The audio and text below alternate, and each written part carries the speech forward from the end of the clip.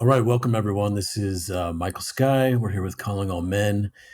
And in this segment, what I wanted to do was, after interviewing 55 men on their take on the crisis that men and boys are facing today, I wanted to have a chance to also be asked about it, about my perspective on the crisis. It's something near and dear to my heart.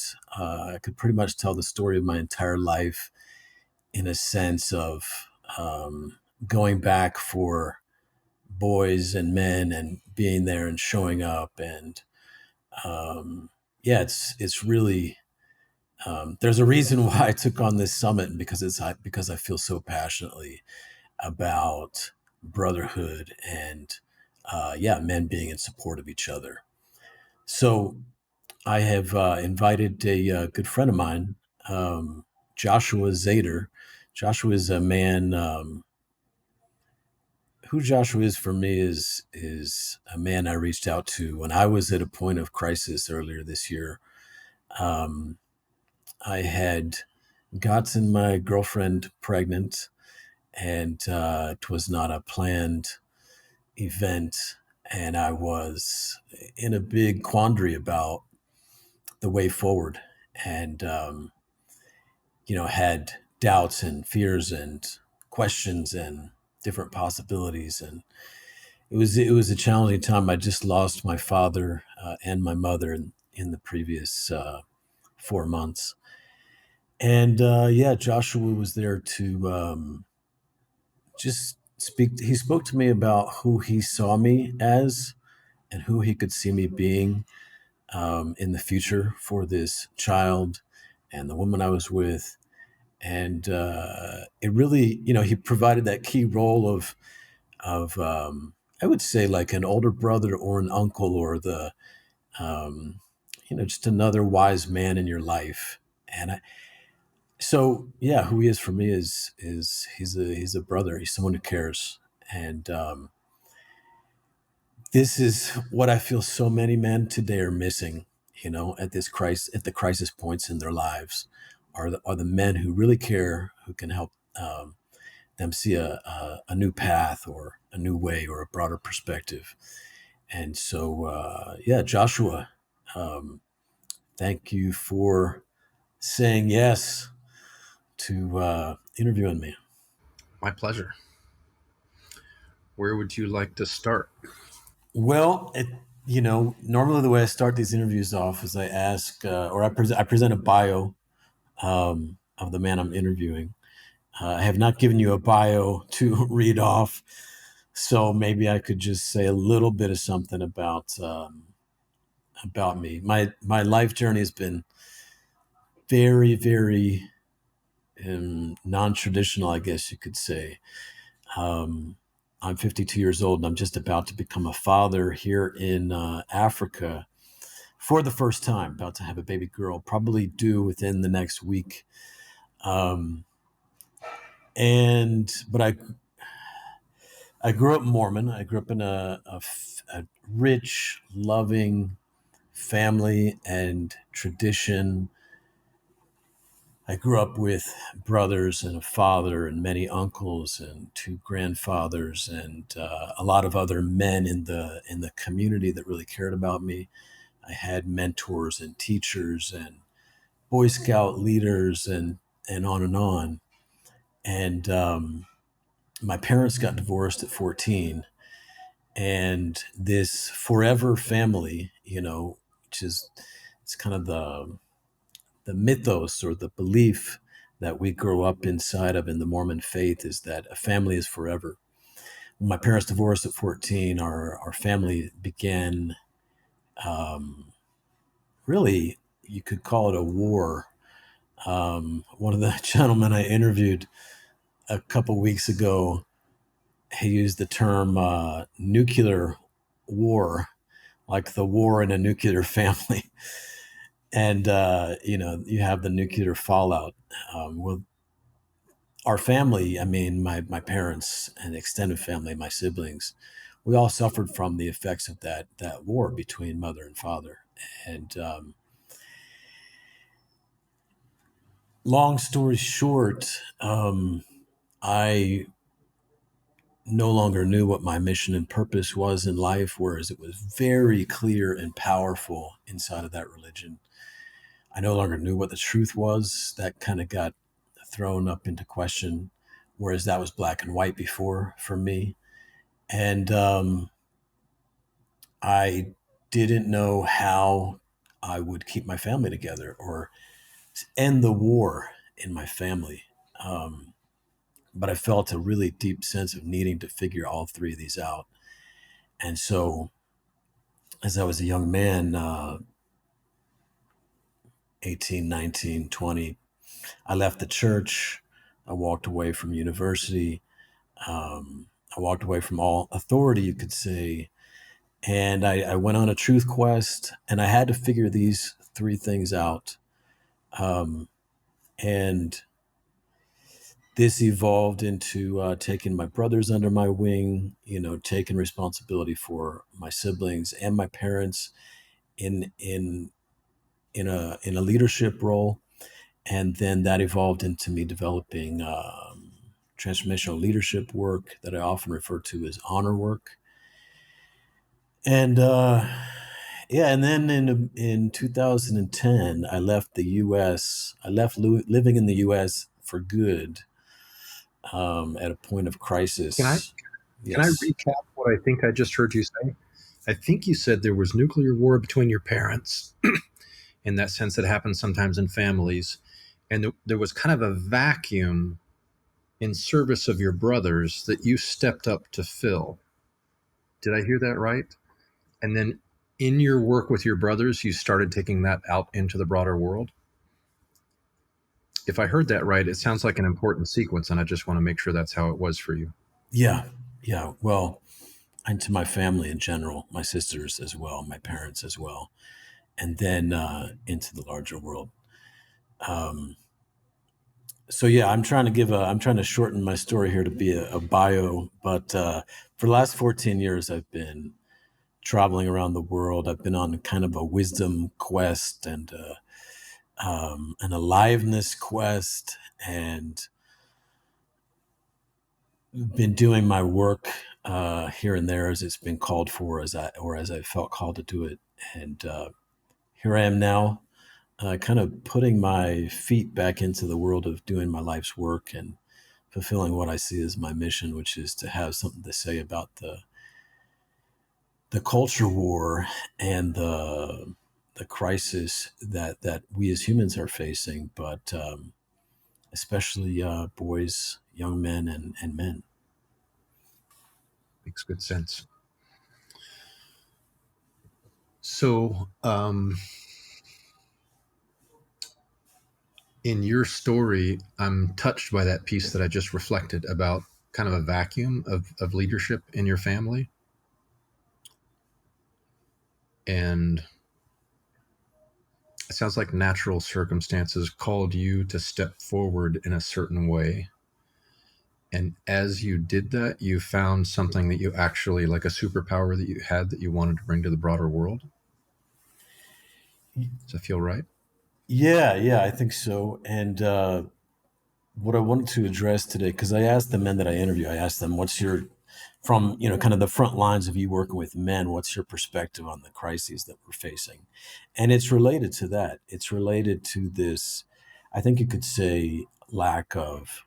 We could call it fatherlessness, but I view it in a broader sense as like a lack of the older male loving, strong, wise figures in a boy or young man's life, or a midlife man's life, to provide guidance and support at critical moments of crisis, critical defining moments. And the two that I might focus on, um, w- if I was answering what is the crisis, would be the first one would be um, when a young man, let's say a teenager or late teens, he's beginning to rebel, he's beginning to throw off authority, and he's in conflict with authority.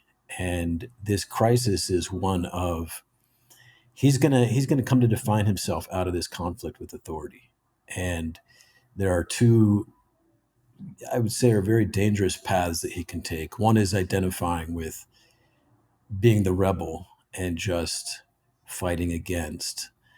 And the second is being, just the good, obedient follower. Um, it's in this moment that he really needs to become a man.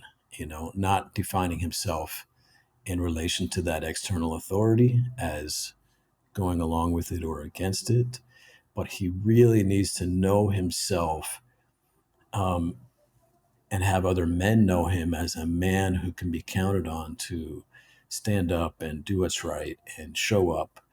Um, and this crisis of identity has, um, what happens is that a young man can end up identifying with his feelings, you know, and um, forming an identity out of that, or identifying based on how the external people in his world are viewing him. So my youngest brother, when he was in high school, he was, I left home, my dad had left home, my mother had checked out of being a mom, and he was kind of hanging with the wrong crowd. He was doing drugs, and he was at one day he was shooting a 22 at a school bus that was passing. Just stupid, teenage male stuff. And what I saw is, if he keeps going down this path and he keeps getting detention in school, expelled from school, and he's going to take on this identity. This is who I am. I'm a bad kid. I'm a loser. I'm a this. I'm a that. Um, and I looked looking down the road. I could see how this could derail his entire life. Um, and so, that was a point. That was a point that I stepped into his life, and so that's one crisis. And along with that crisis, whether you have a father or not, I think there's a great role for another man. And in his case, it was me. It was his older brother who stepped in. So there's so many fatherless boys and young men today, and it's a tragedy that they don't have a father. But they could have that uncle. They could have that older brother. They could have that neighbor, friend of the family, who sees the path that young man is on, and sees the difficulty and the tragedy ahead of him, and he makes an intervention and helps that young man make the step to adulthood, the step to identifying himself essentially as you could say, as a warrior for his people, um, or you could just say an adult man. Um, so that's the one way I see that we're in crisis. The other way is when an adult male or an older man finds himself in a relationship that he's forged with a friend, with his maybe his wife, business partner, but it's a really important relationship to him, and that relationship fails. It breaks down. Um, there's an opportunity for an elder to step in. There's an opportunity for someone else to step in on behalf of both those people, to help them see their way through to reunion in a more beautiful world. And if he doesn't, the potential tragedy that he's on is he won't know himself as a man who can lead through those crises, and he could tend to identify himself as, in those crises. What he does is he goes to war, and he is willing to destroy everyone to get what he wants. Um, or he's someone who's walked over. And so there's both a crisis there, and there's a calling for other men to step into that role that's largely missing today. And a judge or a lawyer does not fill the role that I'm talking about. So because of because of the man not having that older, perhaps wiser, more experienced man to step in those moments, he's left alone, kind of in the way that an infant crying out in the night in the crib for her mother, but mother never comes. Kind of in that way, he's left alone. And so many men today are alone and isolated. And Joshua, before we're about to get on this call, I saw a headline that said, lonely men are weak men, no matter how much they can deadlift in the gym. And there's so many lonely men today. And I don't fault them. It's just like, where are their brothers? You know, where are their fathers? Where are their elders? And it's a it's just a tragic missing and a beautiful opportunity for us as men to step into the void and find a role of honor for our people. Um, what's your relationship to that crisis? Well, um, growing up, I had those men in my life in a lot of different ways. I had men who stepped in. Um, I had a grandfather who stepped in, and he could see that, as my parents were going through divorce, and my father, you know, wasn't at home, he stepped into doing what he saw as making a man out of me. Um, and this was over several summers going out to going out to Utah, which was like the Wild West for me.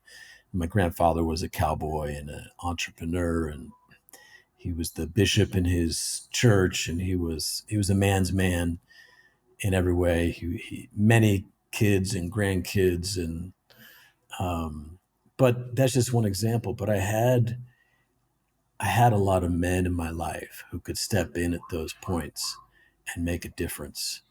Um, but when I left home at 17, when I kind of escaped the nightmare um, household that happened after my dad left and my mom was kind of raging against the patriarchy in all its forms and against men, um, and there was just chaos there. I it really bothered me. I left my two younger brothers behind, you know, and they were much younger than me, and I was really worried about them.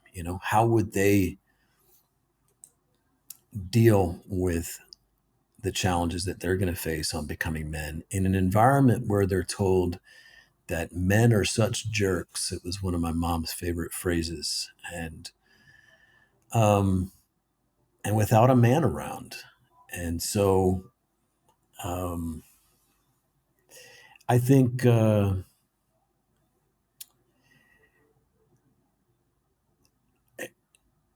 I don't know, when I look around at young men today, and throughout my life, I see them. I see the men. It's like I can't not see them. I just see them everywhere.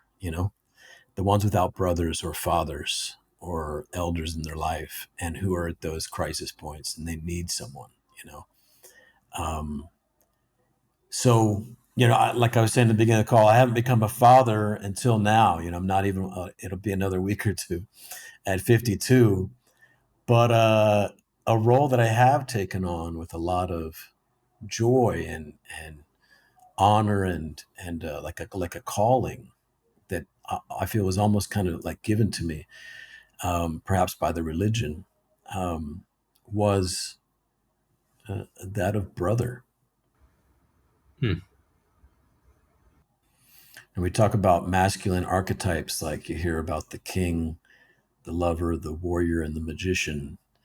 And I've talked with some of the men in this summit about archetypes of brother, of father, of um, you could say elder, of chief.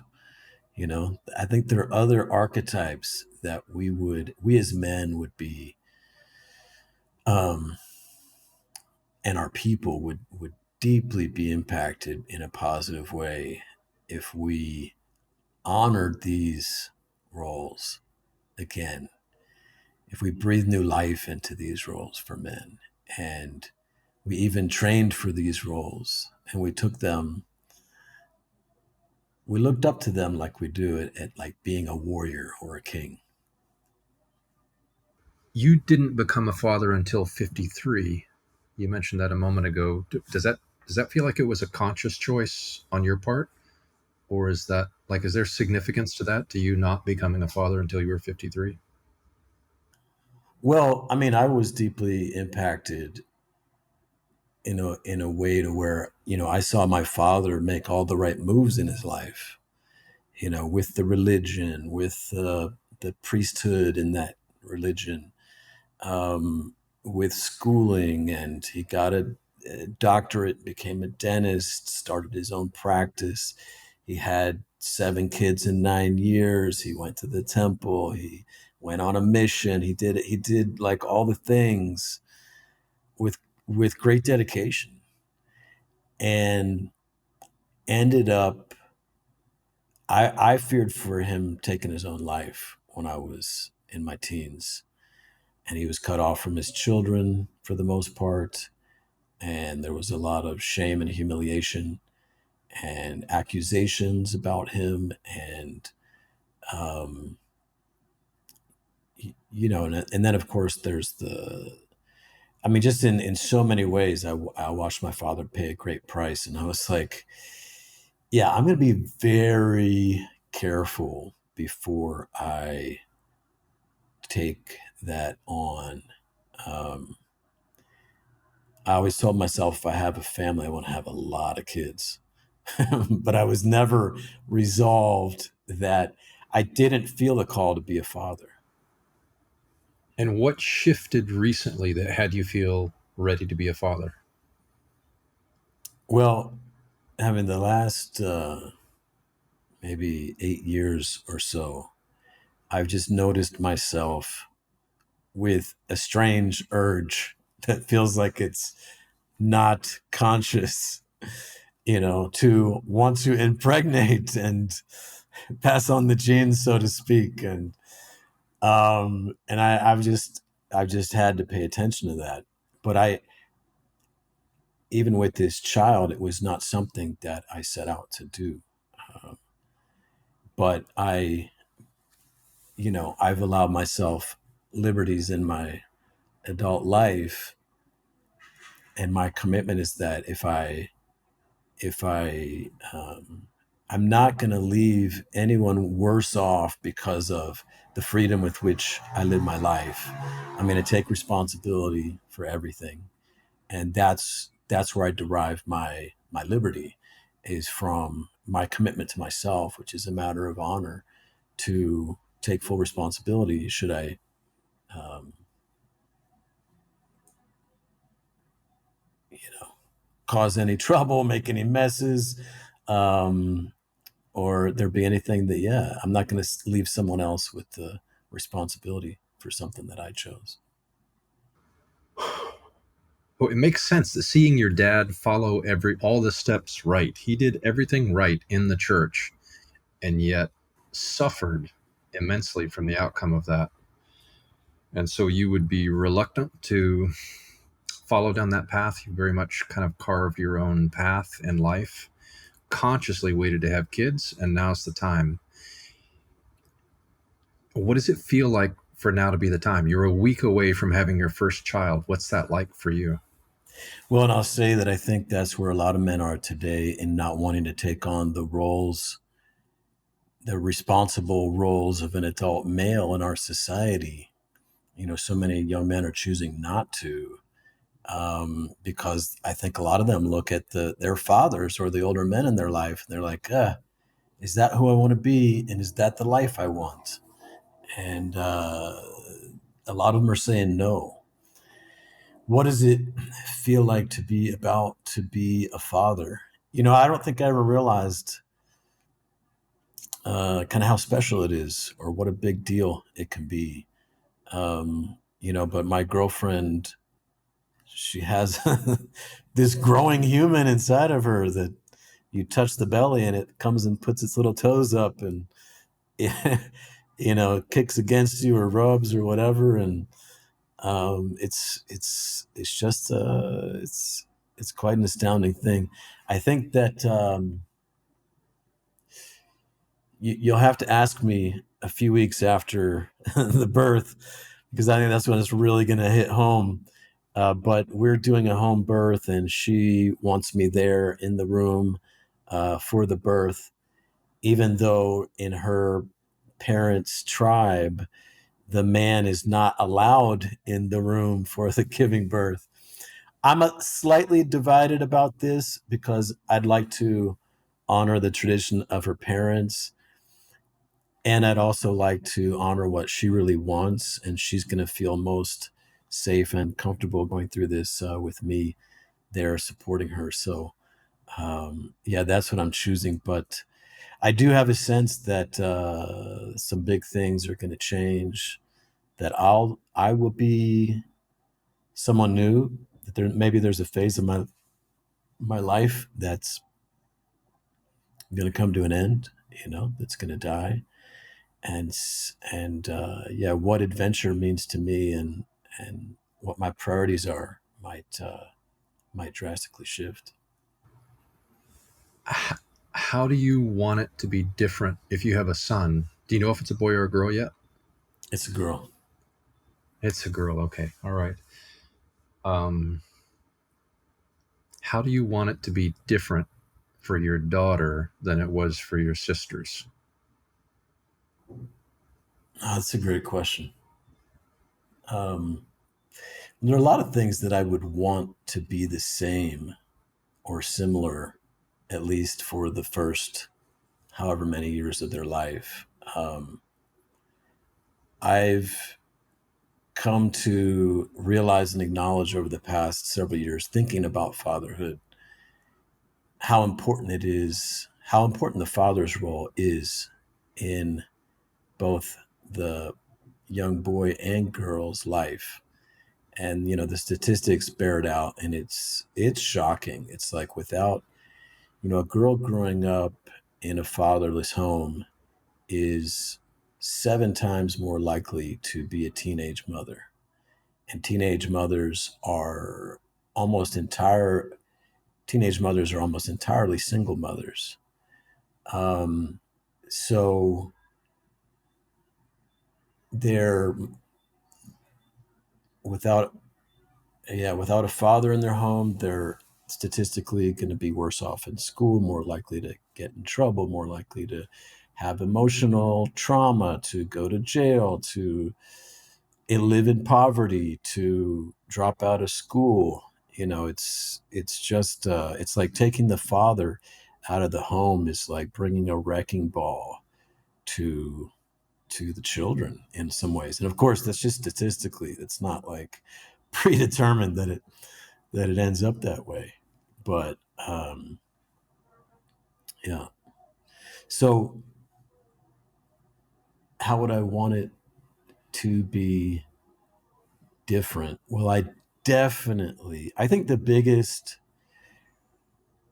negative factor in how my mom and dad went about things was how they navigated the conflict between them, which was a very complex and difficult thing to navigate. But the fact that it drug on forever and ended up with so many people destroyed and the trauma potentially being passed on to generations. Yeah, it's no amount of money is worth that. No amount of getting the victory in the courts. I think the biggest thing is I would navigate conflict and even potential divorce or separation or family changing shape or something. I would do that dramatically different if it happened. And that's one of the things I spoke to earlier on is, even though my parents grew up in the Mormon religion and they had close connections with their parents and extended family, there was no one to really step in and help navigate this conflict. I mean, the court system pits us against each other, um, and it's incumbent upon both sides to make the worst possible case out that the other side is evil, wrong, that they shouldn't get uh, custody of the kids, et cetera, et cetera, et cetera. It's just terrible. So we, and I do look at this as a role for men because we have created so much of the structures that our society uses today and that our families uh, follow. It's incumbent upon us to create new ways of navigating conflict and even divorce and justice, commitment, family. We need visionary men. We need men willing to step out and walk new paths and share what's working. And um, because what we have is broken, and I don't see how we can just return to the past. I don't see how we can just return to having great faith in the traditions that we used to have. I don't know that we can go there, you know. Right. What do you see us needing instead of that? If we can't do that, what is it we need going forward? Well, when it comes to the crisis between two people who are essentially family, whether that's husband wife, whether that's brother and sister, whether that's father and son, um, we need new traditions and pathways and roles such that those conflicts get navigated in ways that protect the children, the family, the community, and the two individuals involved as well. Um, and I think there's a role for men to play there. It's something that it's a role that I've often stepped into when there's people in conflict, and it's something that my life's work, my honor work, addresses. I have, um, and it's all just a big experiment and exploration and improving it as I go. But it's out of a knowing that there must be better ways to navigate these situations. And I think one of the roles for men is what I might call an elder, and then there's what I might call a chief. And an elder is simply, it's like taking the father role and expanding it to other people in your community or your extended family. You acting as you would with your two children who are arguing and fighting, as you would with two individuals in your broader community. Stepping in, reminding them, hey, we're family, reminding them who we are and helping them to find a beautiful resolution that protects the family and everything that's at stake there, because what's at stake is not just the personal happiness and finances of two individuals. And that the chief is, for me, I this is kind of borrowed from Native American tradition, but a chief, someone's only your chief if you feel that when they speak for you, they're holding you in their heart when they speak on your behalf. It's like So to and this, beyond being, let's say, an alpha male or a warrior, which in a sense I think it's a great thing for a teenage boy or a young man to aim to know himself as having the courage, the strength, the power to face anything on behalf of himself and his people and stand up for what's right. Like, that's important. But that's by far not the final evolution for a man in his journey. I mean, ultimately, I would say it's to be a chief where all of your people feel that you hold them in your heart. And when you speak for them, you're speaking for all of them. And when you make decisions, you're making decisions on behalf of all of them. So, two pieces I hear in what you say are men recognizing what's at stake and stepping into leadership that is a certain kind of leadership, that there's a deep honoring taking place. And I'm drawn to the story of your father and how that impacted you.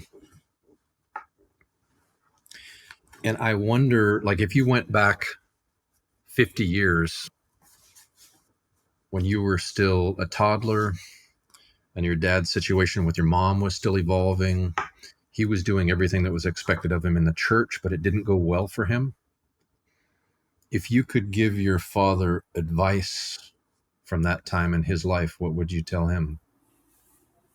The first thing that comes to mind is he, it seems presumptuous for me to go back and tell my father how to do things.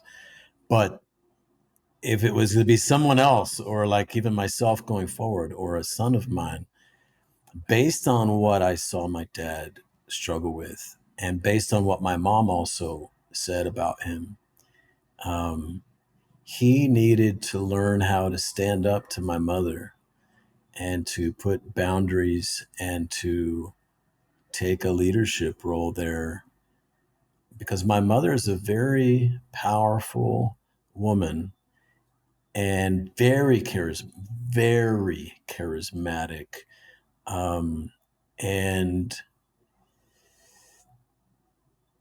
she wanted him to she didn't want to have to play as kind of as much of a, let's say, a male role as she ended up playing. Um, and she regretted that it was like that. And she resented him for it. Um, yeah, but I know it was also and as a boy, I remember wanting my dad to stand up to my mother. I remember, you know, yeah. I, I think that if you look at society in general, what we have with the rise of women in a lot of ways, and them taking on new roles in the corporate world and so on and so forth, and even social, like with our expectations for a woman's role in a marriage or a relationship. To um, Women want men to be leaders, you know, and I would say they need them to be. And also, um, I'm not a father yet, but I've seen over the years. I mean, I can remember back to a woman I dated who had three sons, and she didn't have a clue how to raise those boys once they got to a certain age. And the boys were, her oldest son was really suffering because of that. And,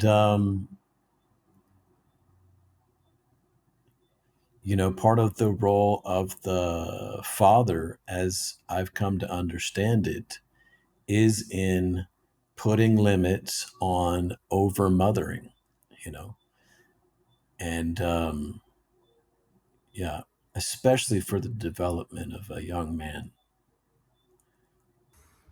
Yeah, I think you're pointing to something important there around women needing men to lead well.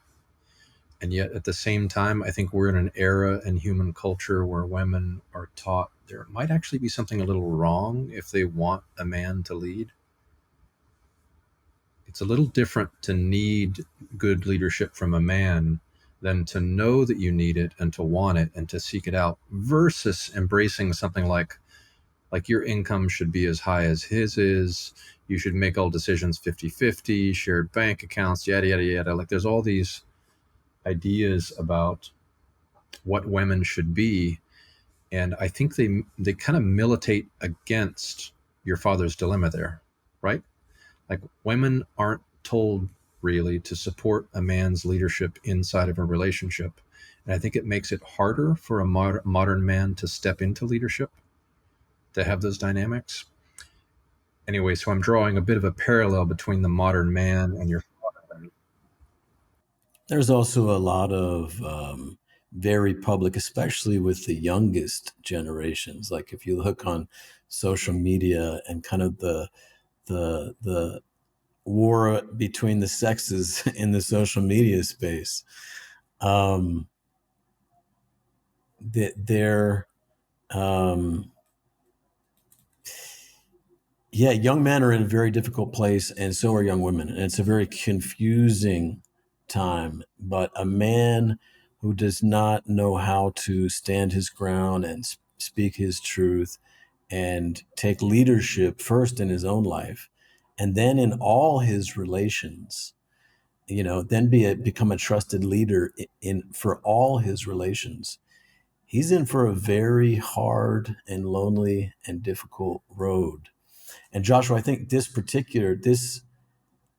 also speaks to the needing of an older man to come into his life and provide this kind of inflection point, this kind of, this might be a rite of passage. This might be a walking away from mother and saying goodbye to your boyhood years and identity and becoming a man. And I would go further than this.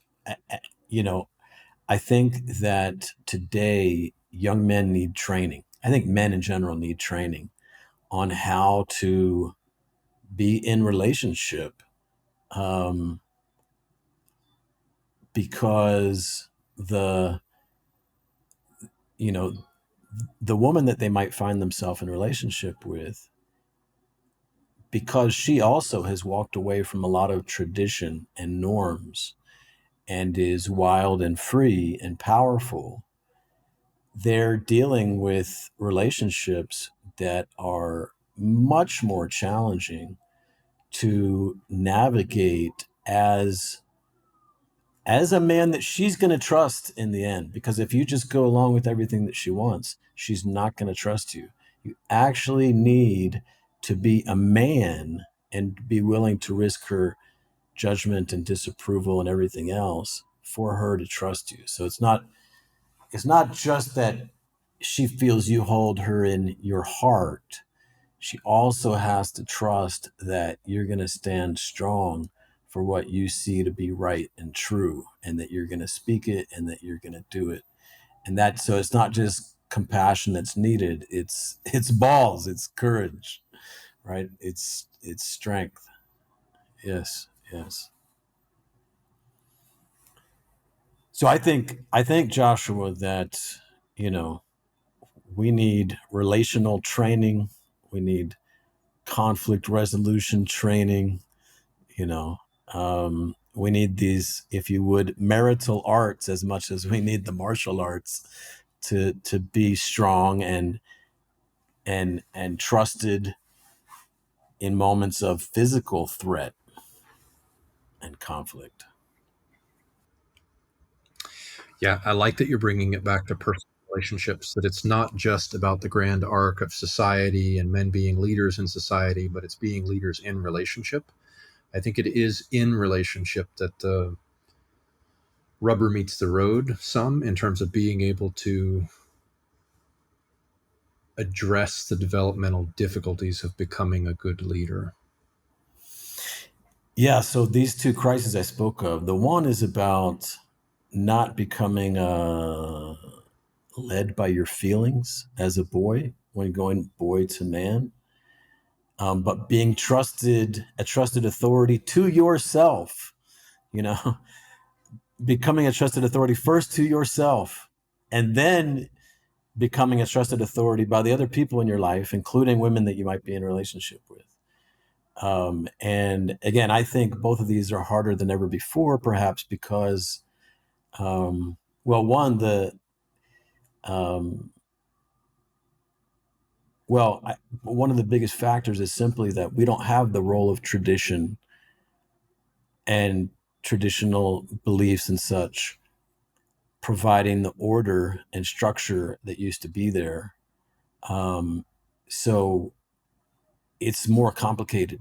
It's just more complicated and more prone to relationships going south, relationships of all kinds going south. And and Joshua, I feel this ties into brotherhood. I see so many men with a lack of like real brothers in their lives. And I think one of the things is that they they have difficulty navigating conflict with other men, and I think a lot of that's in because of the void of the father and the yeah not having been through the transition to manhood in terms of like having the rite of passage and whatever it was, joining the military, going on the Mormon mission in my case, which I did not go on. These kind all these rites of passage to then find your way among men are most of these are gone now. And so,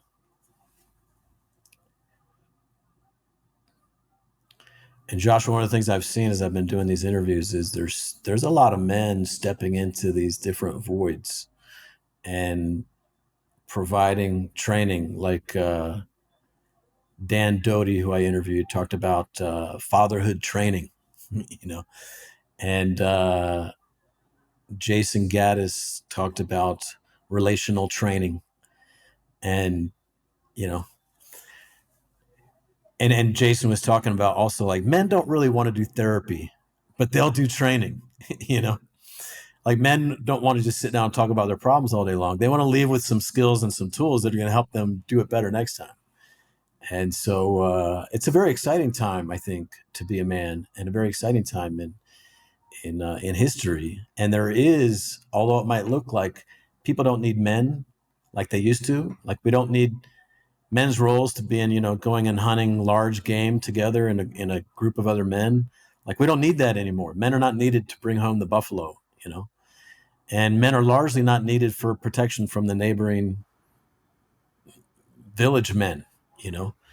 Um, but there are other crises, there are other needs that we have for men, and and men are stepping up. So it's an exciting time.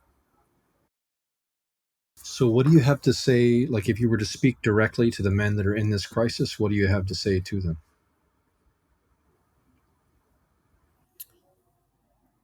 Hmm.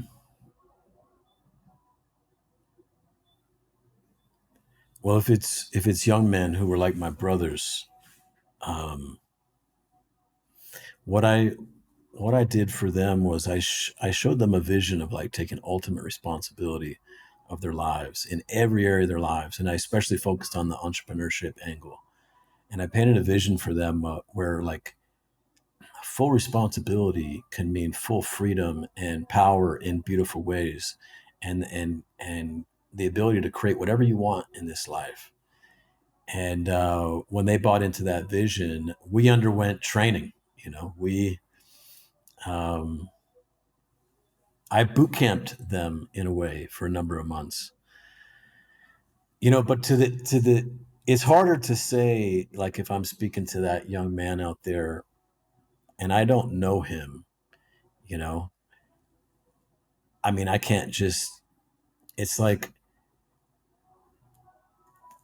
I mean, I would invite him to go seek out an older man who he feels like he trusts and respects and admires.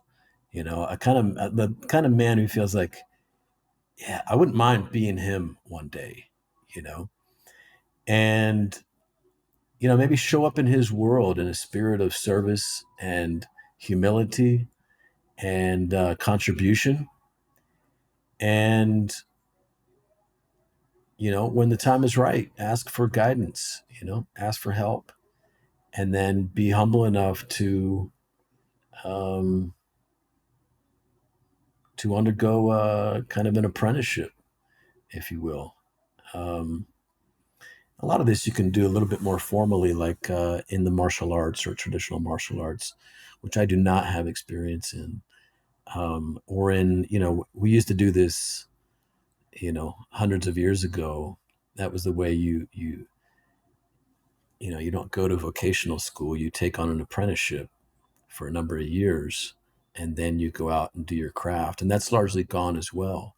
But if you can take on an apprenticeship and kind of prove yourself, show yourself, challenge yourself to be a man, show up and be the number one worker, be the hardest worker, be the most thoughtful, be the most prepared, be like the number one ally of this man that you respect and admire. Go to work for him if you can. Whether that's your grandfather, um, potentially your father, um, or it could be anyone. But go and prove your worth to him. It's a great thing to do as a young man. Is Yeah, don't start off thinking that you're someone special and that expect him to cater to your feelings. There's so many young people today. We've kind of turned the tables, and we basically said that the victim is the authority. You know, it's like the person who might have the most feelings about something. We turn over authority to them. But just because perhaps someone is a victim or someone has been harmed, it does not mean that that person is the one that should lead everyone. It doesn't even mean that that person is the one who should necessarily lead themselves in that moment. Um, so, and America has largely flipped this on its head, given, treating children as adults essentially. And if you're a young man and you don't have that trusted mentor or that man in your life, go show up and be willing to take discipline, be willing to listen, tough it out, view it as like a battle of fire, to make it through, to suck up the feedback, to step up, to not be attached to the whiny part of you, to not be attached to the bitchy part of you, to, to just undergo this transformation that he wants for you. If you find an older man you really feel he cares about you and respect him, you admire him, you trust him, then be willing to let that boy part of you, that child part of you, just kind of burn in the ashes and have a new man emerge, forged from the fire, and be proud of that new man. Don't identify with the boy that you've been up till now. Um, but I kind of think that's a bit of a reversal from what ought to be, Joshua. I feel that the real thing is for us older men to see these younger men who are without father, who are without older brother, who are without mentor, um, and to dare to make an intervention in their life, dare to show up, even if it pisses off their parents, because the journey ahead might likely piss off their parents. They might not have parents that are going to help them become adult males. They might have parents that are going to baby them. And what they need, and it's not that the parents are wrong. It's simply that a mother and a father, a nuclear family, is insufficient for the making of men and humans in today's world. It takes a community. It takes more than just mother and father. There is a role for elders. There's a role for grandfathers. There's a role for uncles. There's a role for older brothers. And it's incredibly rewarding. I there's a number of men today who I can look at who they are now, and I look back to that point of intervention that I made in their life, and they may or may not give me credit, you know, for that. And of course, they've done the majority of the work because they had to live and do everything themselves. But I can pinpoint a number of men who are on a completely different path in their life today, stronger, more mature, healthier, better for their people, or still in their children's lives, or, you know, et cetera, et cetera. And I have the honor of knowing that in the face of my own maybe doubts or fears about stepping in, that I did it anyway. I stood up for them and I gave, and I made that difference for them. So, for men, older men who know a younger man who's in crisis, what advice do you have for them about helping? What should older men know about working with younger men? I would say I would say first that you're needed, you know, that you're needed. And um, if you're seeing a younger man who is really struggling, it's quite likely that the biggest thing he's struggling with is that transition to manhood. You know, um, it does make a difference. It makes a huge difference to really show up and show that you care. Um, but but you're likely going to be tested, right? So if it's a young man, he's alone. He doesn't have mentors. He doesn't have a father figure. He's pretty much guaranteed to he's not going to trust you. You know, so you have to be prepared to weather the storm. He's going to have to test you a number of times before he says, you know what, this guy's still here. He cares for me. You know, like, okay, he really does care for me. He's not just telling me what to do. He really cares about me. So staying in the face of the rejection, the disrespect, the whatever. I'm not saying allow him to disrespect you, but staying and showing that you're worthy, that you really care, and you're worthy of being trusted. That's that's probably the biggest thing. And then once you earn that respect, anything's possible. Um, Joshua, I recently I've been watching this show I found on YouTube. It's called I think it's called World's Strictest Parents.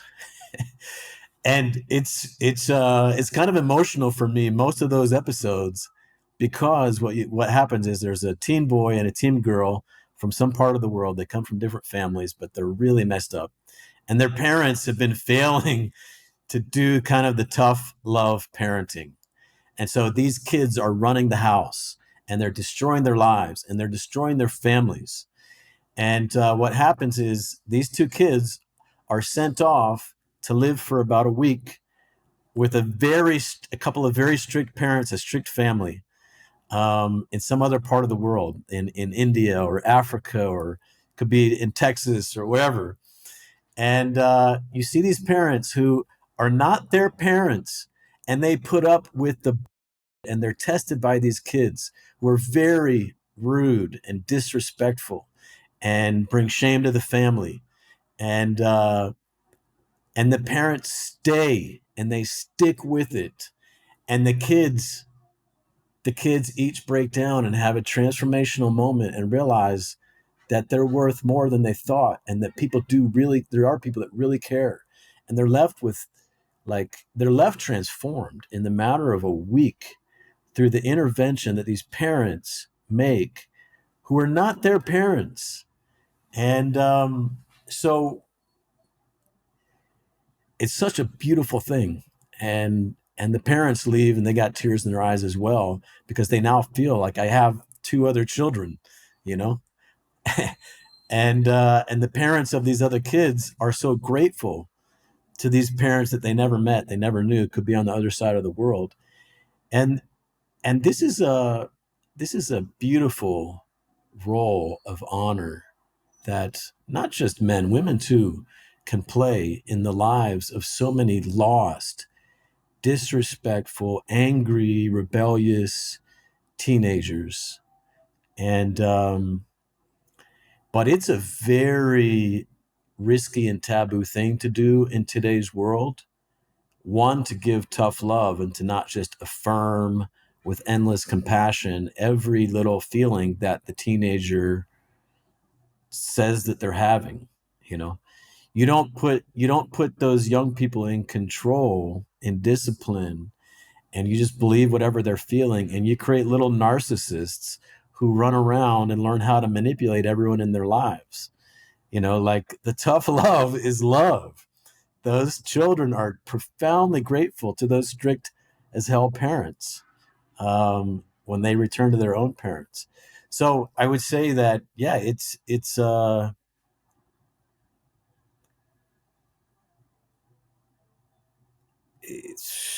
not like it's not an easy role to take on. It's not necessarily a fun role to take on. In fact, I would say it's a very difficult and challenging role to take on, but it's a role of profound honor. I mean, the honor that you'll feel inside of you, in your heart, for being the one that made that intervention in this young person's life, and that they'll always remember you for that. And their families will be different, and their grandchildren will be different because of the impact that you made. It's a role of profound honor, but it's a very difficult one to walk. I love it. So, thinking back, like reflecting on what you've shared today and also what you've seen, you've conducted dozens and dozens of these interviews now. What, what is the thing that you want people to understand most? What is it that's most important that you have to share that you want to make sure people don't miss? Well, we're talking about men, I would say first and foremost, in a world that pretends that men are no longer needed, that fathers are optional. You say men are sorely needed, you know, in the lives of boys and girls, in the lives of young men, you know, in the life of the women that you're in relationship with or whoever you're in relationship with. They're deeply needed in families, in keeping families together even. Um, there was a man in my family structure who came to me about 15 years ago, and he said, Mike, and he mentioned the name of his wife who's related to me. He said, she's, you know, she wants a divorce. She's told me to leave. Um, you know, and he was in despair. You know, what do I do? You know, and I called him by name very clear, and I said, you know, so and so, you're their father too. Those are your children. Those are your children. You know, if you feel the right thing to do is stay and stand for that marriage and for those kids, you do it. You know, that's your job. That's your calling, you know, and I just affirmed him in that role. And that night, you know, I went over there and um, I remember sitting on the sofa and him and his wife were sitting there and they're very much at a point of divorce. And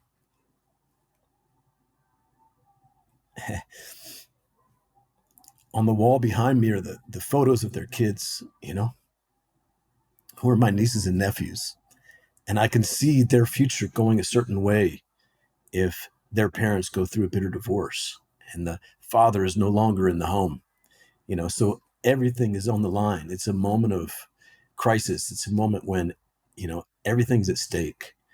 And um, they stayed together. They're still together.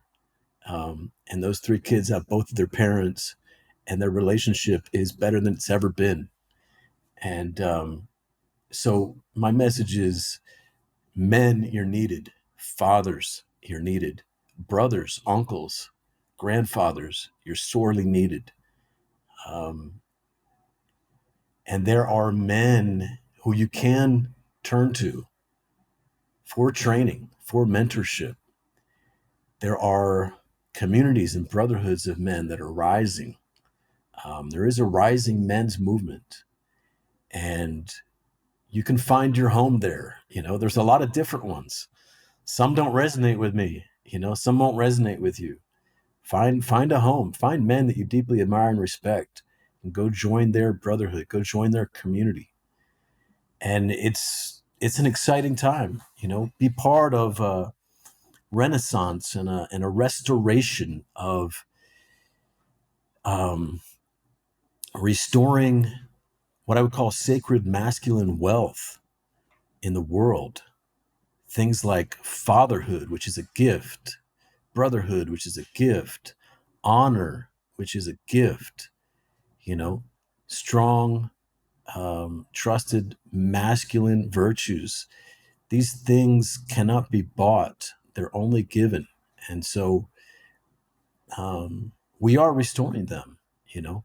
There are many men doing great and beautiful, powerful work and offering trainings. Find brothers and mentors and go train, because we need you, you know. The youth of this world needs you. And even if you don't take on being a father, there's young people who deeply need you. Um, there's women out there who have children, and yeah, she might be